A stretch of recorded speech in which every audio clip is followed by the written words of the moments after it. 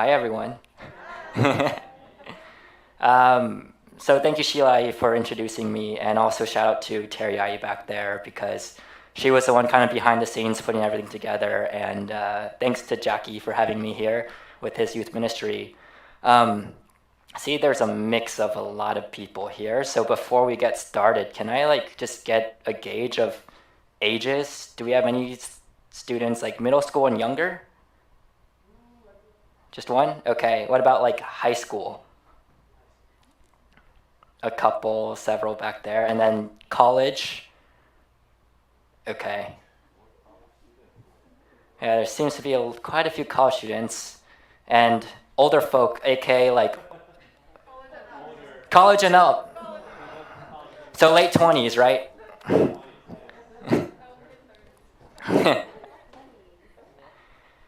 Okay. So as I dive in here, just a little bit about myself. Sheila did a great introduction, but to jump in, like she said, I just graduated from USC. Was born and raised at San Marino. I went to San Marino High School. I actually grew up in this church. Some of you may know my mom, Charlene. Shout out to my mom, wherever she is online watching from Taiwan. Okay. So yeah, I grew up here and was here for a big part of my life, and among many things I'll get into a little bit more. Here's just a bunch of stuff about me. I don't really like external accomplishments, so Sheila said it all. I'm not going to dive in too much there. But I really want this time to be a time not like another high school class or another like college lecture. So I'm going to ask that we kind of be a bit more engaged, and I'm going to try to make this more engaging than just talking at you, because I know what it's like sitting in boring lectures, and I don't want this to be that again. So to start off, I want to start with the present moment check-in. How many of us have heard of mindfulness or meditation? Okay, that's 60%. How many have actually like practiced mindfulness or meditation? Okay, just several hands up. And so essentially, mindfulness is just the ability to direct our attention and awareness. And so I want to start today, like we're all coming from different places, we're all different age ranges, we're all coming from different walks of life. So I just want to be able to check in with all of us individually and then collectively to see where we're all at. And so the invitation is wherever you are, just take a comfortable seat, get in a comfortable position, whatever that looks like. And if this is new to you, it might feel weird, and if it's weird, you're probably doing it right. To start, yeah, just take a comfortable position, sit in a comfortable position, maybe feet flat on the ground, maybe hands comfortably on your lap or somewhere. I just want to start with just a couple community breaths. So let's start just all breathing in through our nose and out through our mouth. We'll take one more. In through our nose and out through our mouth. And as you breathe, just notice what it feels like for the breath to come in through your nose. Maybe you notice your nostrils expanding. Maybe you notice your chest expanding. And notice what it's like when you breathe out. Perhaps your chest contracts a little bit. So in your own time, just take a couple more breaths just like that. In through your mouth, or in through your nose, and out through your mouth. And in your next out breath, feel free to close your eyes. We'll be here for a little bit, for 3 to 5 minutes, and I'll kind of walk you through it.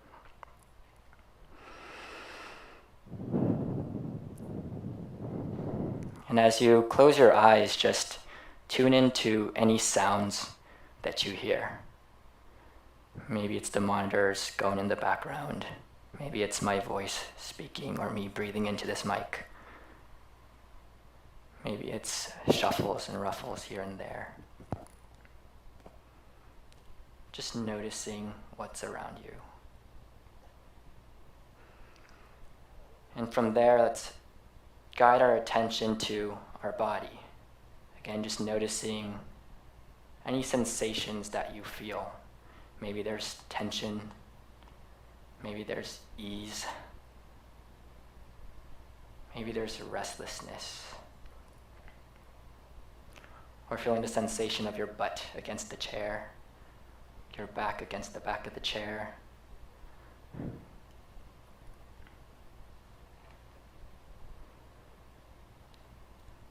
in this process, it's natural for your mind to want to wander off, to think about maybe what you had for dinner if you didn't eat yet, what you're going to eat. It's natural to think about your day and how it went, or just wherever your mind goes. It's all natural.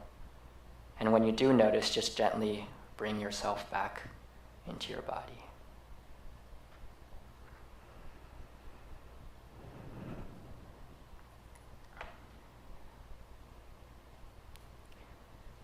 And taking a couple more breaths there, I want you to just check in. How are you feeling in this moment? Regardless of what you came into this room with today, how are you feeling right now? I want you to think of just maybe a word or two to capture it.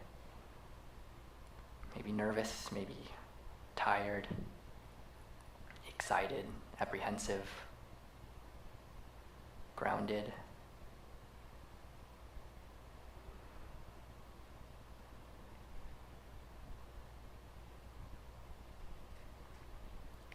So just check in with yourself and find that one or two words to describe where you are right now.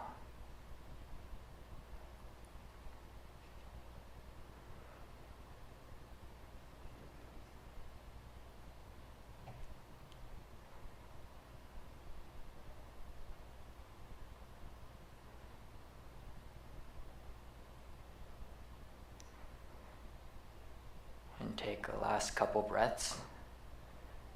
In your own time, when you're ready, you can gently open your eyes.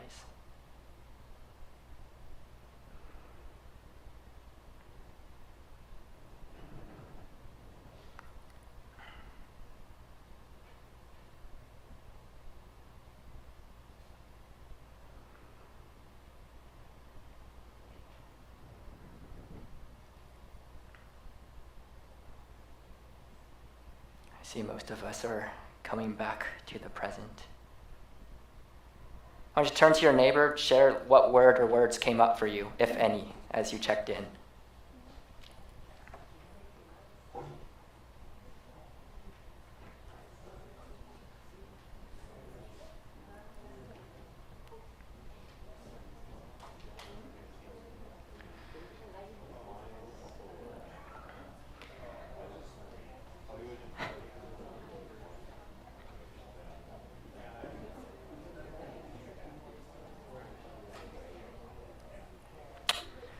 Anyone care to share out some words that resonated or that you resonated with or that caught you by surprise or interested you? Any words? Okay, exhaustion. There's one. Anything else? Idle. Anything else?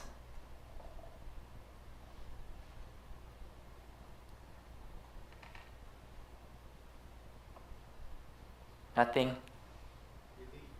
Relief. Yeah. One last one. Anything? Relaxed and nervous. Perfect. Yeah. So all that to say, you can see there's a wide range. Some people are relaxed, some are nervous, some are exhausted, and there's room for all of that here. And I wanted to start with the mindfulness check-in because it's easy just to be frantic coming in from wherever we are. We are all in different walks of life, and that takes us very different places. So in this time that we have together, wanting to just set the groundwork and foundation that wherever we are, it's all welcome here. And I also want to set some expectations up front of what this is going to be and what this isn't going to be. One, this isn't going to be telling you how to live your life or what you should choose or what you should do with your life. It's none of that. I'm going to pull from two primary sources, me as my personal experience and kind of what I've went through, as well as some other leading experts and people that have influenced me in the mindfulness and purpose and mental health space. I'm going to share some of that with you. Also, laying down a second expectation, you might get uncomfortable and you might be challenged. And I think we as an Asian American, a lot of the principles and ideas I talk about, they might be uncomfortable. And it's going to be very easy as we talk about some of these stuff to kind of want to get away from it, to run away from it, or maybe just not really accept it. And so the challenge for you all today is, if you do notice discomfort, if you do notice anything that doesn't feel quite right, not to shy away from it, but approach with curiosity and just ask yourself what is there and perhaps why that discomfort is there. And as Sheila introduced, I want to just share a little bit more about my background and kind of how I got here. It's been quite the journey the last 4 years especially, but more so over my lifetime as a 22-year-old now. I want to go back to high school. Many of us are mostly in college now, and there's some high schoolers now who will deal with the college application process. But when I finished high school, I had committed to West Point, and here's a picture. This is at West Point, 2017, at the summer leadership experience before my senior year. And this is a chance where for a week you get to experience what life is like there. And so fast forwarding, I had been accepted to the military academy and was set to go on July 2nd, 2018, which would have been reception day, our day, for those who are familiar. And that's kind of where everything you see about West Point, that usually happens on our day, where they're hazing you, they're kind of forcing you to transition from a civilian to military life. A lot of what you've probably seen from West Point is from our day. So that would have been July 2nd, 2018, and I accepted my appointment early April. For some more context, a lot of my high school life felt like I was living in the shadow of my brother. For those of you who may or may not know him, his name is Ryan. He's watching online too. Shout out to the stud of a brother, Ryan.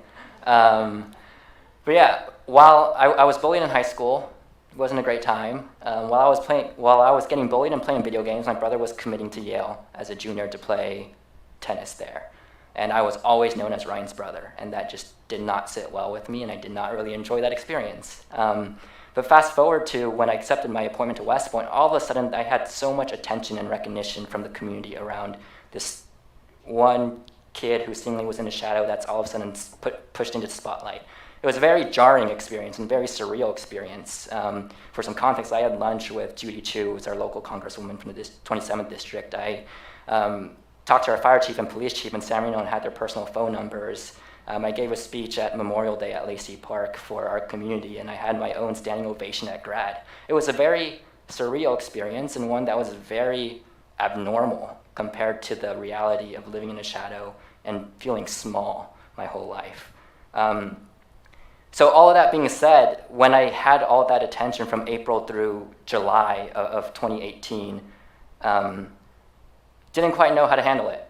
And so that period kind of moved through, and 2 weeks before basic training, I was at my last club soccer game in Norco out east somewhere.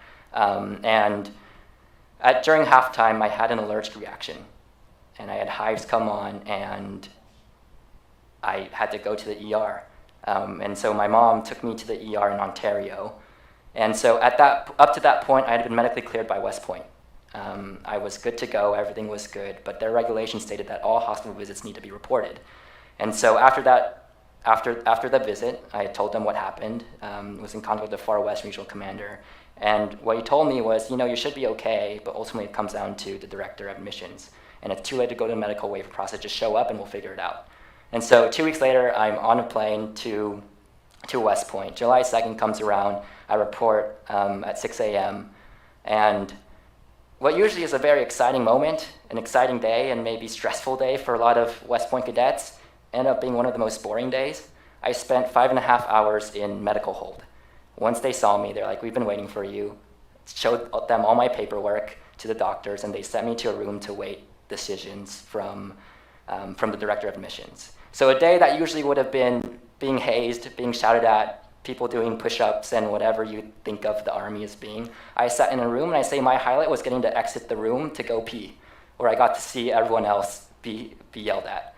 And so the Director of Admissions came 6 hours later, and she told me, "I'm sorry, we can't take you." And just like that, I went from having the next 9 years of my life figured out. For those not familiar with the Service Academy, it would have been 4 years of education at the Academy and 5 years of service afterwards. And so just like that, it was July, I had turned down all my other college offers, and all of a sudden I was thrust into a gap year. By force, not by choice. And from there, it's a very interesting time, to say the least. Having all that attention and recognition for some accomplishments that I had that just got pulled right out under my feet. It was a very jarring experience that forced me to come to grips with, like, who am I and what am I defined by? All the uncles and aunties saying, like, whoa, like, 你要去西点军校, like, all that recognition all of a sudden seemed unwarranted, undeserved, and unearned. And that's for me when I kind of started diving into my inner work, is what the word I use. And I started meeting with the coach, and that's kind of when he opened up my eyes to the fact that, maybe there's a bit more that meets the eye when I think about performance. Because on paper, I was doing great. I had committed to West Point. I had received 3 nominations from members of Congress. But also, there was also this feeling of emptiness. There was something missing. And even though I had done a great job, there was still this burning hole within me. And something just wasn't right. Something felt off, but I didn't know how to fix it. And so meeting with this coach and talking to him through a lot of things, I came to quickly realize that there's a lot more that happened to me than I had processed. You look back at me being bullied and that influence that has on a young kid. You think of me living under the shadow. You think of me being growing up with an emotionally absent father. All of that stuff affects me and how I see myself and how I showed up. And so the first point to thriving that I want to say, and again, from the Asian American community, I don't know where we all are in terms of emotional and mental health, but I do want to challenge us to kind of broaden our idea and broaden our perspective of our being. And so the first point is thriving means living into your whole being. And that includes your heart, your soul, your mind, and your strength. And in Mark 12:30, from the Christian perspective, the Bible tells us to love the Lord your God with all your heart and with all your soul and with all your mind and with all your strength. And there's a biblical foundation for these separate parts of us. Our heart perhaps reflects more so our emotions and how we're feeling. Our mind reflects our intellectual capability, our learning, our curiosity. Our strength reflects our physical strength, our body, and how we move and exercise. And then our soul represents this intangible yet undeniable part of us that's real and that's God-breathed as a spirit within us. And so looking back at myself before West Point and after West Point, it became clear that I was only living into 2 parts of myself, my mind and my strength. No wonder that I felt something was missing. No wonder I felt that there was a hole burning within me when I would not be able or willing or ready to confront the heart and the soul within me. I'll pause here for a second before we move on. How is this landing? Got some thumbs up. Again, as I talk, a lot of what I share, I'm not trying to get you to consume the fire hose of information. I really want this to be personal for each and every one of you. So whatever resonates and whatever speaks to you personally, I implore you to just sit with that a little bit more and have that as your takeaway. So point number 1 being live into your whole being, which includes your heart, your soul, your mind, and your strength. And so from there, I want to move into this idea of a narrative identity. And this is much more psychology-based. I borrow from Dr. Ben Holtberg, which I think Pastor Jackie knows of him. And so Dr. Holtberg came to talk into one of my classes at SC this past semester. And I just want to borrow some of the stuff that he shared to share with all of us. And so for him, and what he defined narrative identity as, is a person's internalized and evolving life story. And it impacts how we remember the past and think about our future, and it impacts our physiological responses. And so what are examples of that? An identity can be, I am an athlete. For you back there, I'm a middle schooler, I'm a high schooler, I'm a college student. For us who went to SC, like I'm a Trojan. Those are all identities that we create and we form and that we hold on to as parts of ourselves. Growing up in this church, a big part was probably being Taiwanese or Taiwanese American. and and each identity has a bunch of implications to that as well. And so Dr. Holtberg also shares these two types of identity, one being a performance-based identity and another being a purpose-based identity. And so first I want to touch on the performance-based identity, and here's one that I think will resonate with a lot of Asian Americans. Performance-based identity is an identity where our self-worth is tied to our performance, where how we feel about ourselves is tied to our performance.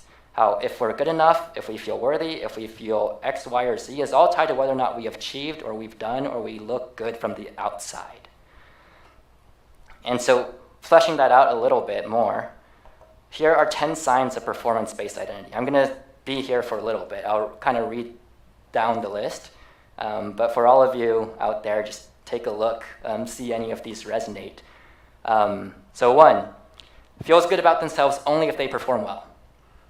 2, blames others or creates excuses after poor performance. 3, can't let go of mistakes or move past poor performance. 4, use of negative self-talk for motivation. 5, isolation from meaningful relationships. 6, self-sabotages or thinks of excuses to avoid competition. 7, mind hijacked by performance anxiety. 8, other people's success is threatening. 9, loss of joy. And 10, self-absorbed to the detriment of the group. Personally, for me, number 1, feels good about themselves only if they perform well. Number 4, use of negative self-talk for motivation. And number 8, other people's success is threatening. Those are mine. So I implore you to just take a second to look through this list and see if anything resonates with you.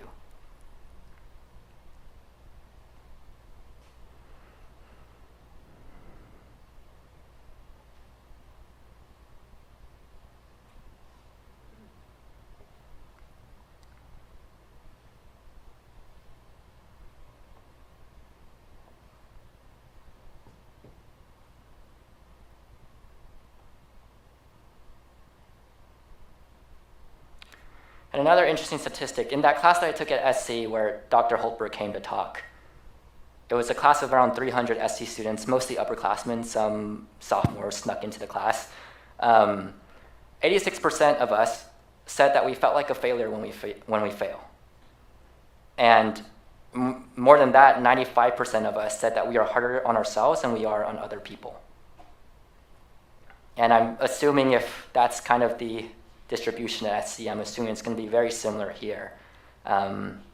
So this is performance-based identity, where fear is driving what we do.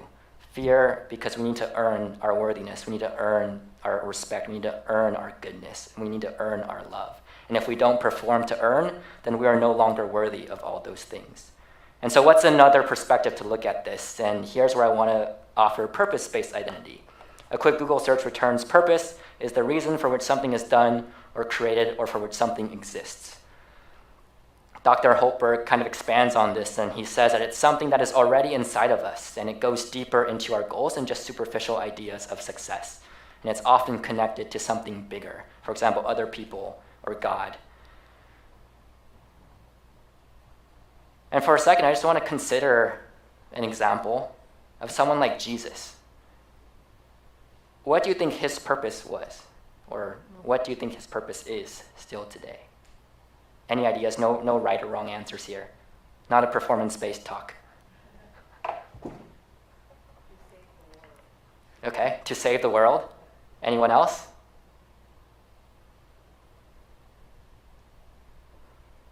Well, for me, I would sum up his purpose as to love and to share the gospel of love. And what's really fascinating is I wonder if for Jesus, if he was living in this purpose-based identity or a performance-based identity.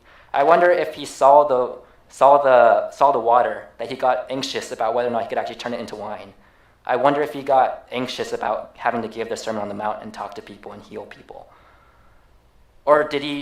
Or was he so grounded and confident in who he was as Jesus, as a son of God, and that being his identity and his purpose of loving others, that he knew with confidence no matter what he did, he would show up and live out his purpose. And that out of his being, he would do all the good things that we know him to have done today. And so I offer the purpose-based identity as something where it doesn't have to be anything big, and it's not, maybe it is, something that you discover overnight. But there's a lot of things that resonate with us, and I just implore us to kind of consider and reflect a little bit on perhaps like, what is my purpose? What resonates with me? And whether you're an artist, you're a student, you're a teacher, you're a psychologist, like what is a purpose, and what can fuel you to move forward in a way that's out of love and genuine motivation and authentic motivation rather than out of fear. And so this is the second point to thriving, which says align with purpose, not performance. Again, Jeremiah 29:11, God tells us that, "For I know the plans I have for you, declares the Lord, plans to prosper you and not to harm you, plans to give you hope and a future." And if we are indeed Christians, and if we do indeed believe that God says, what God says is true, then we must have a purpose for why we're here. And that's not to say you can't doubt sometimes when you're not feeling great. It's not to say that there's no room for doubt or questioning when you are in those moments of wrestling. But the truth is that we are all here for a reason, whatever that may be. And to share personally, I think for me, over my life, and especially the last 4 years, I really believe my purpose is to raise and unite human beings. And specifically right now, my mission is to help Gen Z thrive. And it's very vague. I'm working on it. I don't have all the answers. And I think that's exactly where I want to be and where I need to be. Where I'm still exploring, I'm still open to exploring how God's going to use me to be his voice and to see how he's going to use me in his kingdom, because I am created for a purpose. We good? Okay, moving on. I want to bring in another person, Dr. Michael Gervais. I was talking to Jackie about him earlier today, but you may or may not know him. He's done a lot of work. He's a sports psychologist or clinical psychologist with an emphasis in sports psychologist. And he worked with the Seattle Seahawks with Pete Carroll. He's worked with a lot of military and like high performance, high stake environments. One of the people he worked with was Felix Baumgartner, who, if any of you are familiar with the Red Bull Stratus project, basically Felix jumped from the stratosphere. Yeah, and so Dr. Gervais was the one helping and coaching him through that process of the internal process. So Dr. Gervais also came to talk in that class, and so kind of transitioning from purpose and performance-based identity into Dr. Gervais' topic, much more around mindfulness. There's this idea of doing to be versus doing out of being. And so again, saying that doing to be versus doing out of being. So the first part, doing to be, it's very much the performance-based mindset, performance-based identity, where we have to do in order to be. We need to get into a good school. We need to get good test grades. We need to land a great internship or a job before we are worthy, or before we are good, or before we are loved. Versus the second part is this idea of doing out of being, where this idea that we are already full and whole, we are already loved, we are already worthy, and out of that worthiness, I can then go out and do what I feel called to do. And just sit with that for a second. Imagine the difference when you show up from that second stance, second posture, versus the first posture. And so Dr. Gervais, he offered mindfulness, and the reason I'm using this as a segue is because it's easy to see performance-based identity, identify with performance-based identity, and see purpose-based identity. And part of us knows that, oh, life might be better if I had more of a purpose-based identity. So we create this performance like, how do I get to purpose-based identity? And so mindfulness is something that Dr. Gervais talks about a lot. And specifically, it's the idea of like, how can we be mindful about our internal processes and self-talk? For Dr. Gervais, mindfulness is the ability to be in the present moment. And he calls it the game of awareness. Can we be present in everything that we do? And ultimately, how can we use our minds as an asset? How do we become precise with the way we use our mind? And so that's a bit vague, high level, but I want to offer some more concrete examples. For one, a lot of us are in school, and it's really easy, I think, with tests to become overwhelmed with test anxiety, with feeling like we need to perform. I think oftentimes when we're taking tests, in the rare occurrence that we do well on a test, it's easy to then be like, oh, but I have the next test. And we're no longer present in the fact that we actually did well, and we're no longer celebrating goodness and celebrating victories because our anxiety and our fear and perhaps this performance-based identity is pushing us into, oh, but there's a next test, and if I don't do well there, then none of this matters. And another example of this can be relationships. How often have we connected with someone in a very genuine way, in a way that made us very excited? Yet immediately our mind goes to, oh, but I'm scared, like what if we don't talk again? What if I don't see him again?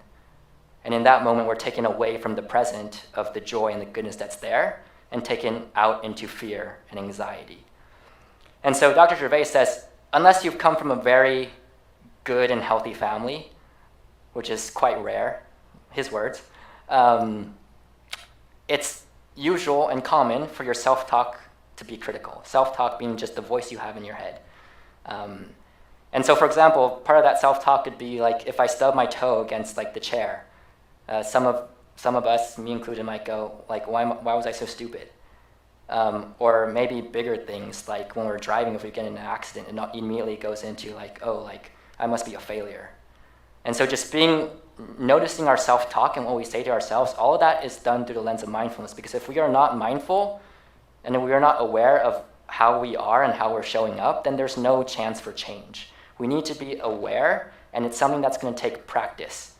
It's not something that's going to change overnight, but mindfulness is the first step. And so as we talk about reframing our perspective and how we move from one identity to another and how we move into healthy high performance, I really liked what Dr. Gervais shared about failure, which is failure is the inability or unwillingness to go forward. And what I love about that is that nowhere in there is there anything about external accomplishments. Nowhere in that is there anything about whether or not you actually got an A or succeeded or landed that job. It's all about internal. It's all about what you can control, and the good thing is it's all within your control. You have the courage, and you have the potential, and you have the ability to choose courage and to continue to move forward in resilience, even when it's hard. And all of this is tied together into mindfulness because, again, we need to be mindful and we need to be aware of what our processes are and how we're showing up if we have any chance at changing. And so the third point is one of Dr. Gervais' quotes, which is that mindfulness is the keyhole to all things true, beautiful, and amazing. Because if we're not actually present, nothing that we experience is actually genuine and authentic. And so the third point, cultivate mindfulness as the keyhole to all things true, beautiful, and amazing. And pulling some scriptures here, Isaiah 43, 18 through 19. Forget the former things, do not dwell on the past. See, I am doing a new thing. Now it springs up, do you not perceive it? And I chose this because it's easy in the past when we have hurts, when we have disappointments, when we have hurts, it's easy to be like, oh, it's easy to carry that forward, carry that pain and hurt forward. And yes, it is hard to move forward and trust, but this scripture, I think, speaks to the idea that God is always working and God is trying to create a new thing within us that is often good if we'll just be courageous and step forward into what he's creating. And next, Ephesians 5:15 to 16, be very careful then how you live, not as unwise but as wise. Make the most of every opportunity because the days are evil. And in this sense, it's easy to relive our cycles and habits and processes. It's easy to relive that negative self-talk. It's easy to constantly be in this place of fear as motivation. And I think Ephesians kind of speaks personally for me to this idea that part of being wise for me is how do I learn to align with truth and choose truth as the frame of mind that I operate from and not from fear. So here I want to break out a little bit. I don't know if we're a bit early, but okay. I want to break out. Here are just several questions. I think the leaders have kind of figured out how they want to break the small groups, so I'll leave it to them. But the three questions: in what ways am I living into my whole being? This reflects the first point. In what ways might I have an opportunity to live deeper into my whole being? So wherever you are, no judgment, just an invitation to reflect on where you are. Second question, what might living with a purpose-based identity look like and or feel like? So going beyond just cognitively knowing but rather like what might the experience of purpose-based identity actually feel like? And then thirdly, how might mindfulness or increased awareness benefit your daily life and spiritual life? I'm going to skip this last part and go straight into this, which is just kind of talking about like next steps moving forward. I think the goal of this wasn't, again, to get you to understand everything and grasp everything right away. It was more so to give a very high-level overview. And, objectively, I'm just this random stranger that shows up and talks to all of y'all, and I don't see you like on a day-to-day, week-to-week basis, and I'm not walking with you. And I think it's really important, as they were saying, that it is important to have a community that walks with you. And so on each of those 3 points that I put out, I just want to kind of offer next steps and how you might move forward with that. Terry told me that you guys all have fellowship advisors here. I think they're in the back. And just using them as resources when something comes up. They've lived past our age, and so tapping into that experience if needed. Your pastor, Jackie's also here. I'm sure he's more than happy and wanting to step into your life with you and walk with you through whatever it is that you're going through. And lastly, I think more so, especially in the Asian American community, I feel like it's time to kind of redefine and reframe mental health for us. And in the past, like a lot of us, when we deal with emotions, I know growing up, it was something that was weak. I hated crying as a kid. And I remember I would just be like, next time tears come up, I'm not going to cry. But then I would cry anyways, and then I'd feel weak. And so sharing that, because I think we're in a place now where I think we know emotions exist. And I know it's uncomfortable, and I know sometimes it's really challenging and painful to actually confront it. But there are a lot of resources out there to help us. And I know there's a lot of people behind the scenes trying to build more resources for us. And so I offer counselors and therapists, whether that be if you're in college, every school pretty much has a school counseling system. So going there, if not, there's private therapists available as well. And then secondly, kind of tied with that beyond the healing work is the idea of like purpose and like moving forward and how we carry ourselves forward. And that's kind of, I see where coaches and spiritual direction kind of comes in handy. I don't know what's available in regards to that, but again, refer to your pastors, fellowship advisors, whoever it is that are your leaders, and they will be able to direct you there. And lastly, mindfulness as an adjacent practice to all of this, because ultimately it's mindfulness that will allow us to show up with our advisors, pastors, therapists, and whoever else. There's a lot of common apps out there, and also a big part of this is just how do we get ourselves to start reflecting and start developing an interiority and seeing ourselves and seeing our self-talk. And beyond mindfulness, that's just one tool. Another tool is just journaling. If any of you do that, going for walks can be another thing. So there's a lot of different tools that you guys can all use, but just here's a list of just some ways forward. Any questions here? I think we're good.